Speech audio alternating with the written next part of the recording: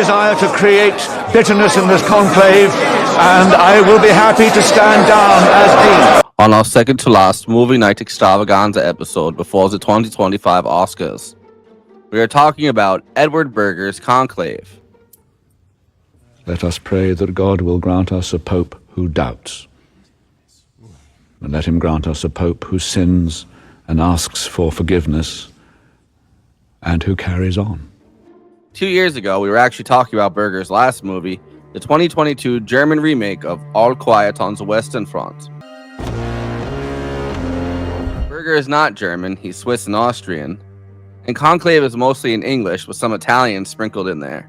Based on the 2016 novel by the British novelist Robert Harris, Conclave is a political thriller based on the papal election process, which is far more interesting and engrossing than that last sentence would lead you to believe. The College of Cardinals is a stand-in for the political battles that have been raging for a decade at least in both Europe and America. After the much beloved and hated liberal Pope dies suddenly, the battle to elect his successor is politically charged as different factions, and it's not just a liberal and reactionary or conservative faction. There's a moderate faction as well as an ultra-socially reactionary or culturally diverse faction, all battle it out to elect a papal leader they believe will move the Vatican in a direction that they want.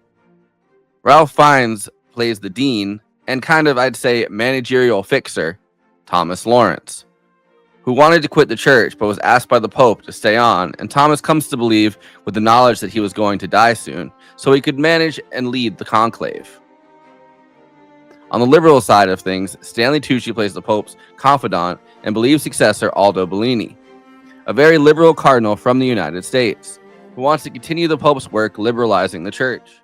Tell them I stand for a common sense approach to such issues as gays and divorce. Tell them I stand for never returning to the days of the Latin liturgy or families of 10 children because Mama and Papa didn't know any better. On the conservative side is the anti-pluralist, arch-reactionary Tedesco, who brings a kind of Vatican for the Italians ultranationalism and anti-Vatican II doctrine out, is clearly a stand-in for the far-right populist Donald Trump, Le Pen, Brexit, Giorgia Meloni archetype we've been seeing all over the world. Ma dove I tuoi amici liberali hanno deciso di cancellare? The dead language.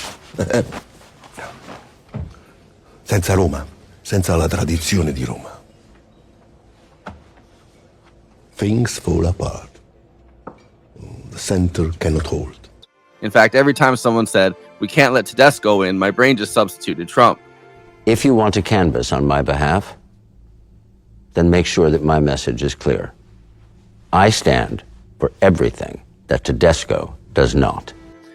The very liberal desire for pluralism has allowed a figure like Tedesco to constantly lambaste the now-deceased Pope in the press, very much like a Trumpian figure, with, we can only assume from what he says in the movie, racist and bigoted outbursts. Tu riesci a immaginare veramente un'alternativa? The food of the gods. Yes. You know, absolutely the food of the gods. On the moderate side, John Lithgow plays the sniveling and suspicious Canadian Cardinal Joseph Tremblay, who Thomas Lawrence comes to believe was fired by the Pope for some unknown reason right before the Pope died of a heart attack. If the report is mendacious, then why did the Holy Father in his last official act as Pope ask you to resign? He did no such thing as Monsignor Morales, who was at the meeting. And yet Archbishop Wozniak insists the Holy Father... The Holy Father, may his name be numbered among the high priests, was a sick man. And finally, honestly an interesting character, I think, the Nigerian Cardinal Joshua Ideme, played by Lucien Misamate, who would be the first African Pope, at least since the 5th century, who represents a form of multiculturalism that's completely socially reactionary. Ideme is on record saying that gays should be put in prison. With Swipes taking the identity politics of it all, Bellini says, if he wins, you tell your constituents that we've elected the first African Pope. Isabella Rossellini has a great supporting role as Sister Agnes, who was there to help put together the conclave. Eminences, although we sisters are supposed to be invisible, God has nevertheless given us eyes and ears. And Carlos Diaz plays Cardinal Vincent Benitez, a man who none of the other characters have ever heard of that appears suddenly and mysteriously. filled with political intrigue, satire, and a searing indictment of power and the obvious failings of the men who seek power but must pretend to be unambitious. It's also clearly not anti-Catholic. Edward Berger himself is a Catholic. I mean, he's Swiss and Austrian. But the elephant in the room, that's mentioned frequently enough, this is the church that's barely weathered the sexual abuse scandals of the last couple decades, adding to the tension in the Curia.